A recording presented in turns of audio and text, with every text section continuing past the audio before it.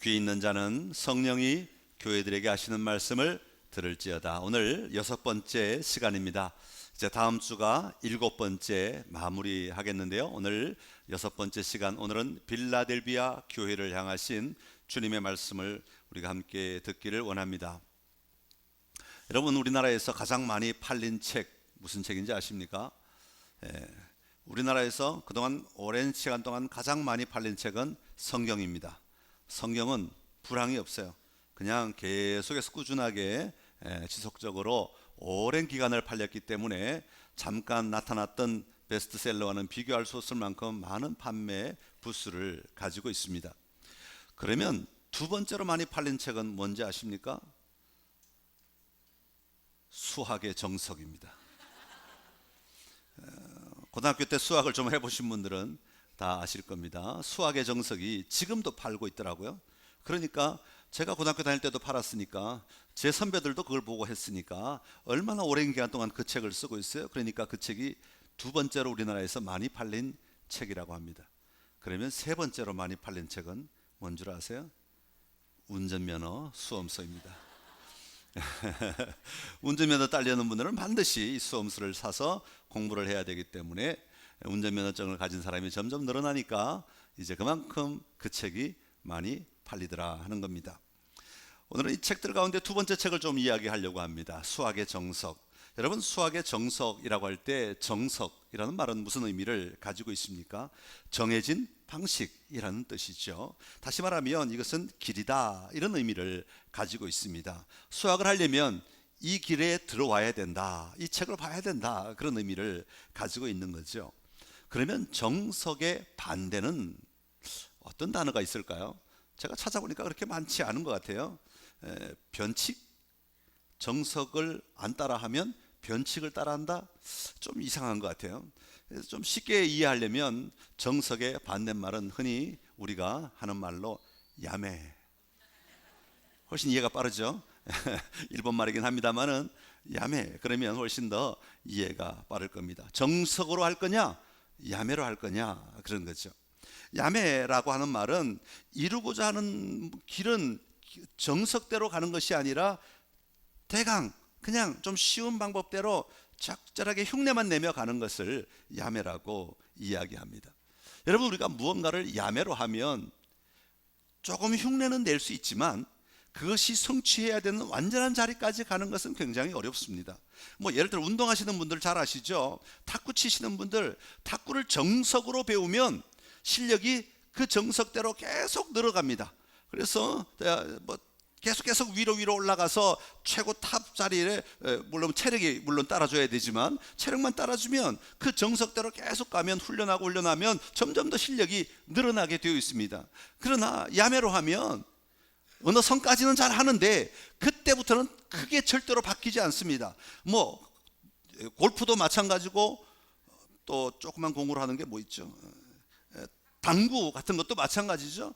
뭐든지 마찬가지입니다. 정석으로 배우면 점수가 계속 올라가고 더 좋은 실력을 갖출 수 있지만 야매로 배우면 이게 가다가 어디까지는 잘 가는데 그 한계가 딱 부딪히면 더 이상은 절대로 실력이 발전하지 않는다고 하는 겁니다. 여러분, 신앙도 마찬가지입니다. 여러분, 신앙은 정석이어야 합니다. 신앙을 야매로 하면 많은 문제가 일어납니다. 야매 신앙은 하나님에 대하여, 하나님에 관하여 여러 번 듣기 때문에 지식적인 정보는 가질 수 있게 될지 모르지만 하나님을 만나고 누리는 데에는 굉장한 어려움을 가져다 주는 거죠. 야매 신앙은 교회라고 하는 공간에 들어와서 같이 살아가는 삶은 살 수 있지만 이 교회를 통하여 하나님의 나라의 삶으로 내 삶의 자리를 옮겨놓는 것은 굉장히 어렵다 하는 것입니다. 그런 의미에서 오늘 빌라델비아 교회는 우리에게 신앙의 정석이 무엇인가를 보여주고 있습니다. 왜냐하면 예수님께서 칭찬하신 교회 가운데 하나이기 때문에 그렇습니다. 그래서 오늘 빌라델비아 교회를 통해서 우리가 붙잡고 가야 될 신앙의 정석이 무엇인가를 좀 살펴보고 함께 믿음의 도전을 하는 우리 선창교회가 될 수 있기를 간절히 기원합니다. 여러분, 수학의 정석에도 기초가 있더라고요. 기본 수학의 정석이 있고 실력 수학의 정석이 있더라고요. 그래서 이 기본 수학의 정석을 해야 실력 수학의 정석으로 넘어갈 수 있는데, 우리 신앙에도 기본이 있습니다.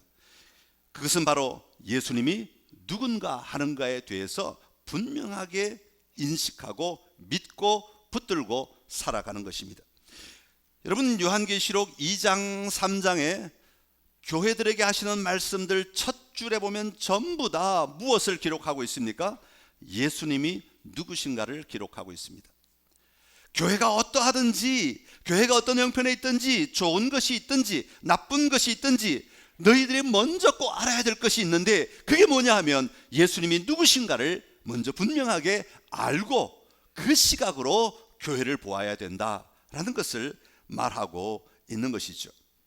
예수님이 누구신가에 대한 분명한 신앙 고백이 있어야 한다는 말입니다. 베드로가 예수님 앞에 나와서 너는 나를 누구라고 하느냐? 그럴 때 주는 그리스도시요 살아계신 하나님의 아들이십니다. 얼마나 멋진 고백을 했어요. 그러자 예수님께서 너의 고백 위에 내가 교회를 세우겠다고 말씀하십니다. 교회의 기본은 믿음의 고백입니다. 예수님이 누구신가에 대한 믿음의 고백 위에 교회가 세워지는 것이고, 예수님이 누구신가에 대한 믿음 위에 우리의 삶이 세워지게 되는 것이죠. 이때부터 예수님께서는 내가 이제 십자가를 지고 죽을 것이라는 것을 예고하기 시작하셨습니다. 이 믿음의 고백이 없는 사람들에게는, 다시 말하면 야매 신앙을 가진 사람들에게는 예수님의 십자가가 전혀 들어올 리가 없습니다. 의미가 없습니다. 받아들여질 수가 없습니다. 그러나 이 믿음의 고백이 있기 시작할 때부터는 예수님의 십자가를 준비하는 은혜가 일어나게 된 것입니다. 여러분, 오늘 본문에 빌라델비아 교회를 향하여 소개하고 있는 예수님은 어떤 분이라고 말합니까? 오늘 본문에 보면 이렇게 기록하고 있습니다. 거룩하고 진실하사 다윗의 열쇠를 가지시니다, 그렇게 말합니다.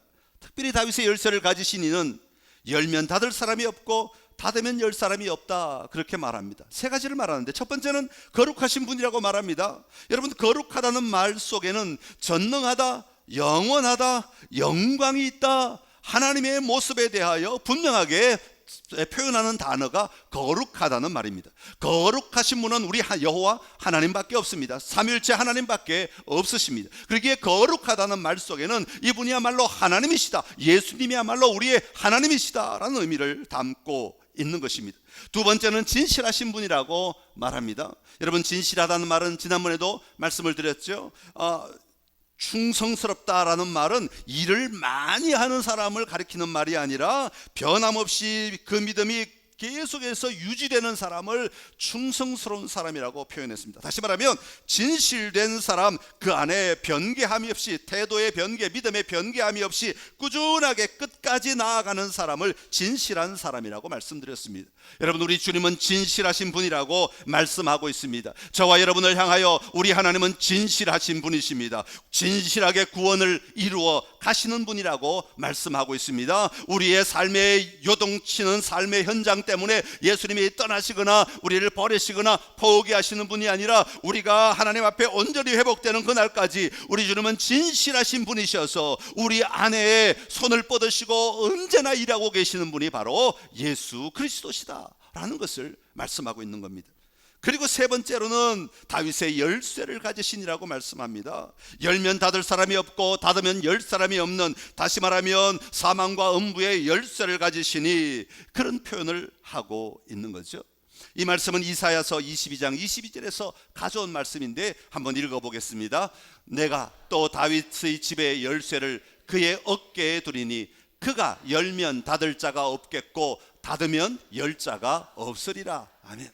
구약 성경은 메시아가 오실 것을 계속해서 이야기하고 있습니다. 처음에는 굉장히 크게, 굉장히 넓은 단어들을 사용해서 너희들을 구원할 자가 올 것이라고 얘기합니다. 그러다가 성경이 점점점 시간이 지나면 지날수록 그 메시아에 대한 엑기스, 핵심은 점점 좁혀집니다. 그러면서 어디까지 오냐면, 내가 또 다윗의 집의 열쇠, 다윗 가문에서 메시아가 나타나게 될 것을 이야기하고, 그의 능력에 대하여, 그에게 주어진 사명에 대하여 분명하게 소개하고 있는 겁니다. 이것은 바로 예수 그리스도를 가리키는 말이죠. 예수님으로 말미암아 이 좁아진 이야기가 메시아가 올 것이라고 하는 이야기에서, 그러면 그 메시아가 누구냐? 바로 다윗의 가문에서 올 사람이고, 그가 열쇠를 가졌고 그가 능력이 있는 분인데, 그가 바로 예수 그리스도시다 라는 것을 이야기해주고 있는 것이죠.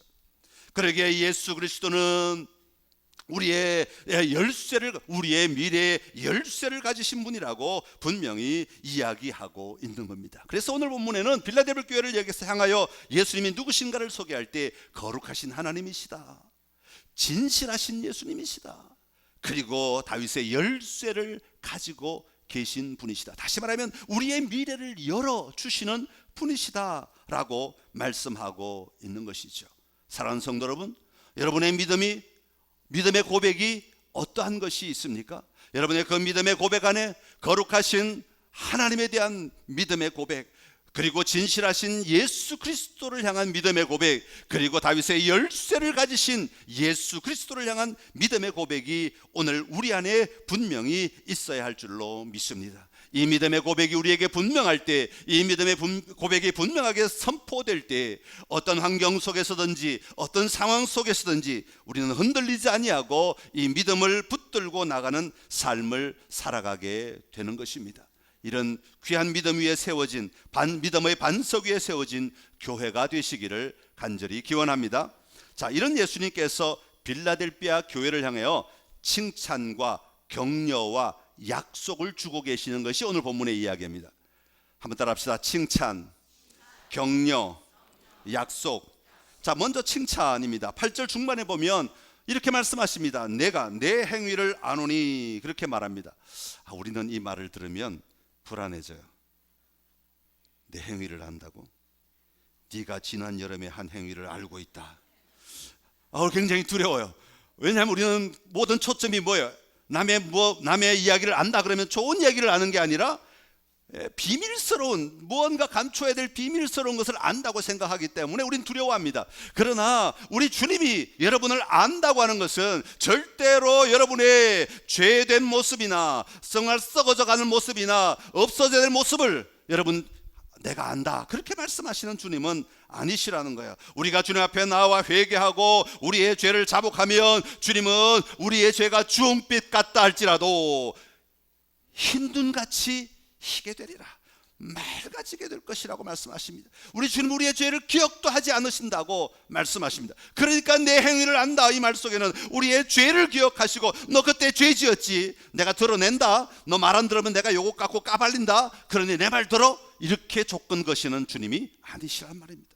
우리 주님이 내 행위를 안다라고 말씀하시는 표현에 오늘 본문에 보면 이렇게 말씀하고 있습니다. 내가 작은 능력을 가지고도 내 말을 지키며 내 이름을 배반하지 아니하였다, 그렇게 말씀합니다.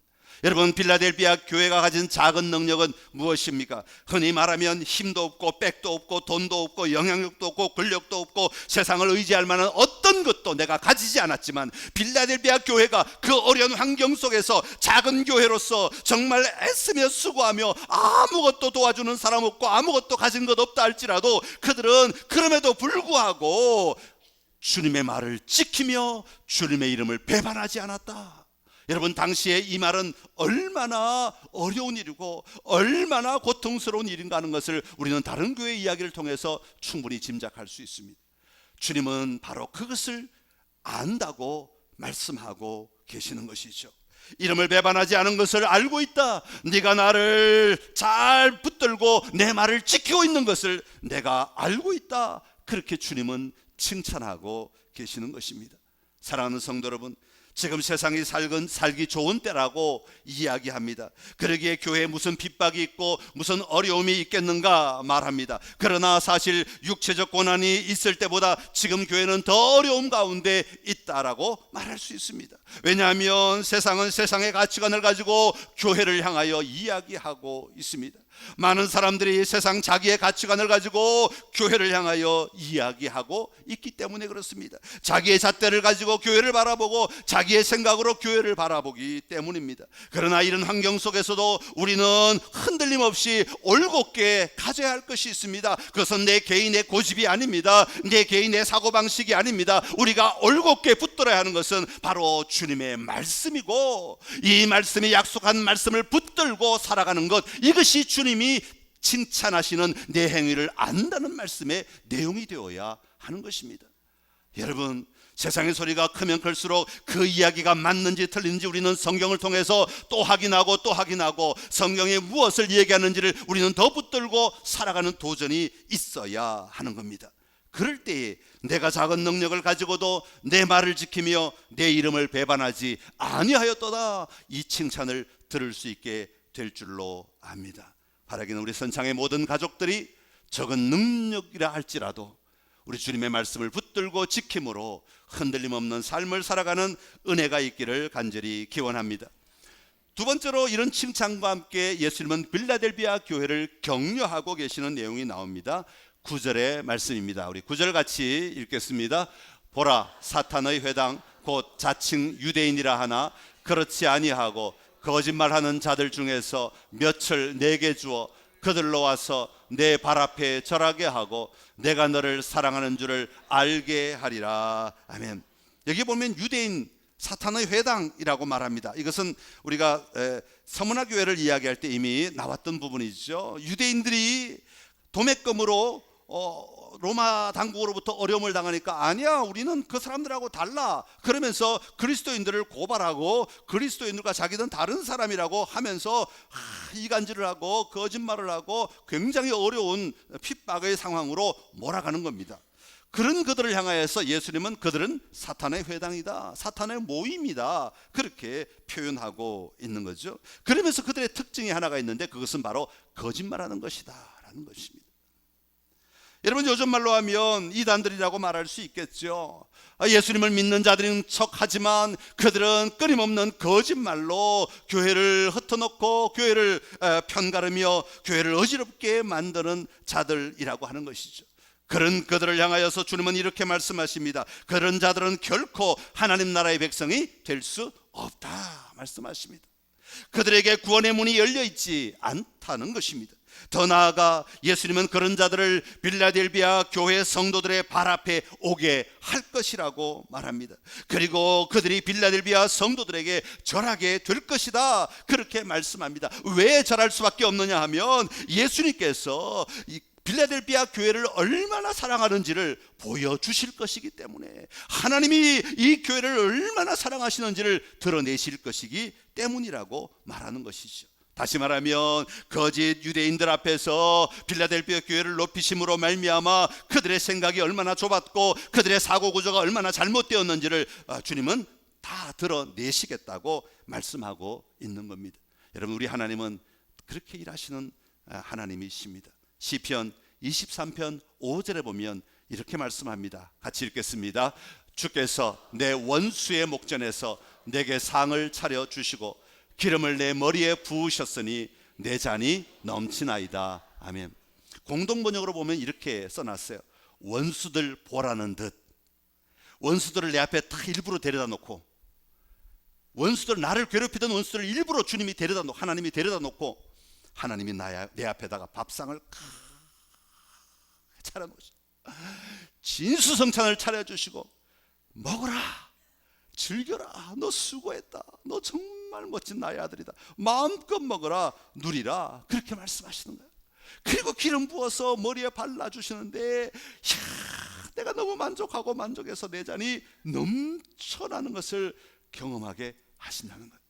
주님은 나에게 위로하시고 나에게 힘을 주시고 나에게 격려하심으로 말미암아 원수들로 하여금 부끄러워하도록 만드시겠다고 말씀하고 계시는 것이죠. 우리 하나님은 우리가 수치를 당하는 것을 결코 원치 않으십니다.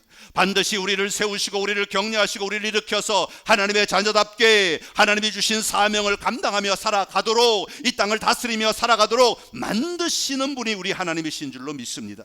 여러분, 수치스러워하지 마십시오. 여러분, 우리 안에 수치 가운데 머물러 있지 마십시오. 여러분, 두려움 가운데 머물러 있지 마십시오. 여러분, 부끄러움 가운데 머물러 있지 마십시오. 우리 하나님을 바라보며, 우리 주님을 바라보며 그 부끄러움을 뚫고 나와서 우리 주님이 인정하시는 그 모습으로 세워져 가는 은혜가 있게 되기를 간절히 기원합니다. 우리 주님은 우리가 일어나기를 원하십니다. 거기에 머물러서 힘들어하고 고통스러워하고 땅만 쳐다보며 코가 석자나 빠지는 것을 결코 원하지 않으십니다. 일어나라, 담대하라, 내가 원수 앞에서 너에게 상을 차려주겠다. 원수가 부끄러워 떠나가도록 만들어주겠다 말씀하십니다. 여러분, 그렇게 되기까지 여러분 담대하게 믿음으로 도전하시는 은혜가 있기를 간절히 기원합니다. 마지막으로 빌라델비아 교회에게 주시는 약속을 말씀하고 있습니다. 칭찬과 격려와 약속의 말씀, 11절과 12절 약속입니다. 같이 읽겠습니다. 내가 속히 오리니 내가 가진 것을 굳게 잡아 아무도 내 면류관을 빼앗지 못하게 하라. 이기는 자는 내 하나님 성전의 기둥이 되게 하리니 그가 결코 다시 나가지 아니하리라. 내가 하나님의 이름과 하나님의 성 곧 하늘에서 내 하나님께로부터 내려오는 새 예루살렘의 이름과 나의 새 이름을, 아멘, 할렐루야. 내가 속히 오리라. 우리 주님 반드시 다시 오시는 분이십니다. 다시 오신다는 말은 오셨고 또 오신다는 의미가 담겨 있습니다. 여러분, 우리 주님은 반드시 다시 오십니다. 그러나 그때만 오시는 분이 아닙니다. 지금은 떠나가 계신 분이 아닙니다. 지금도 우리에게 오셨지만 그때는 다른 목적으로, 더 큰 목적으로 완성을 위하여 다시 오신다고 말씀하고 있습니다.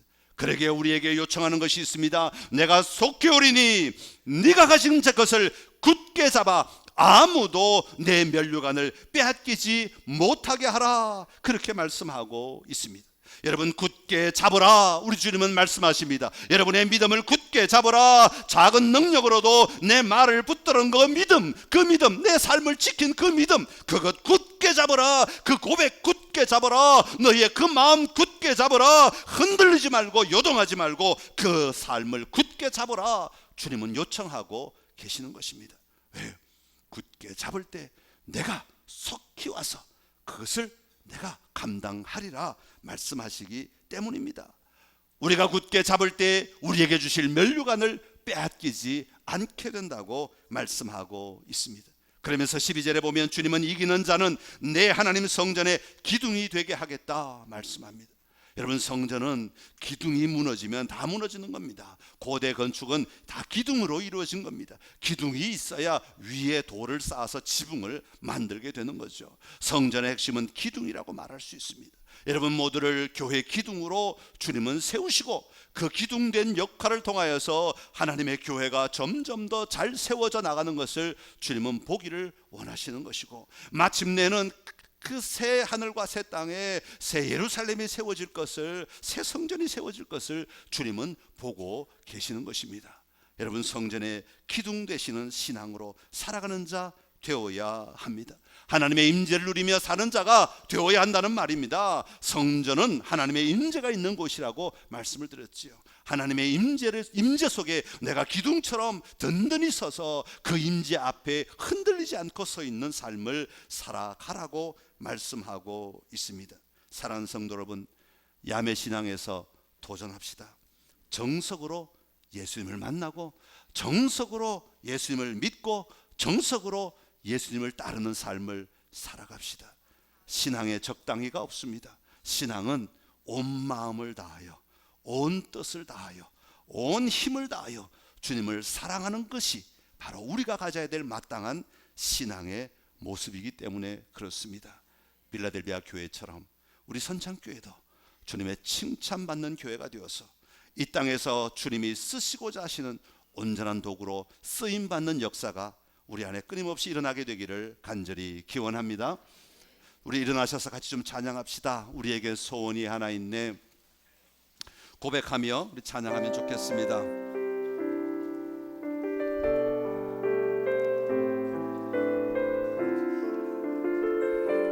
우리에게 소원이 하나 있네. 우리에게 소원이 하나 있네. 주님 주님 다시 오실 그날까지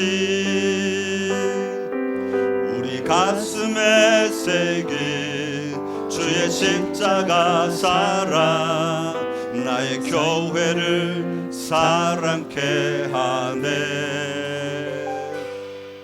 주의 교회를 향한 우리 마음 희생과 포기와 가난과 고난 하물며 죽음조차 우릴 막을 수 없네. 우리 교회는 이 땅의 희망 교회를 교회되게 예배되게 우릴 사용하소서. 진정한 부흥의 날 오늘 임하도록 우릴 사용하소서.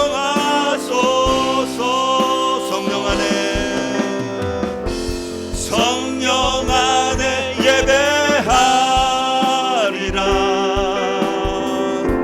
자유의 마음으로 사랑으로 사역하리라. 교회는 생명이니 교회를 교회되게 예배되게 우릴 사용하소서. 진정한 부흥의 날 오늘 임하도록 우릴 사용하소서. 교회를 교회되게 예배를 예배되게 교회를 교회되게 예배되게 우릴 사용하소서. 진정한 부흥의 날 오늘 임하도록 우릴 사용하소서. 지금 우리 주 예수 그리스도의 은혜와 하나님 우리 아버지의 놀라우신 사랑하심과 성령이 교통하시고 역사하시고 인도하시는 은혜가 바른 믿음 바른 신앙으로 주님이 기뻐하시는 그 자리에까지 담대하게 나아가기를 원하는 주의 귀한 백성들의 삶의 자리자리 가운데 지금부터 영원토록 함께 하시기를 간절히 축원하옵나이다. 아멘.